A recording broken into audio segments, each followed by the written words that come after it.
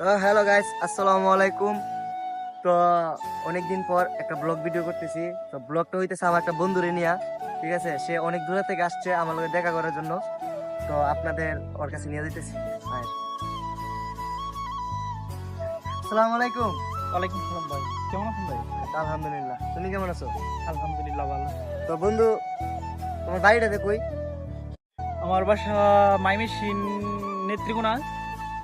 ভাইয়ের বাসায় আসছি বেড়াইতে। অনেকদিন ধরে ভাইয়ের সাথে পরিচয় টিকটকের মাধ্যমে। তো আসছি ভাইয়ের কাছে দেখা করতে, আইসা খুব ভালো লাগতেছে। ভাইয়ের মনটা অনেক ফ্রেশ। এই বৃষ্টির মাঝে বাইরে নিয়ে মজা করতেছি, ঘুরতেছি, জাম খাইতেছি, অনেক চিল করতেছি।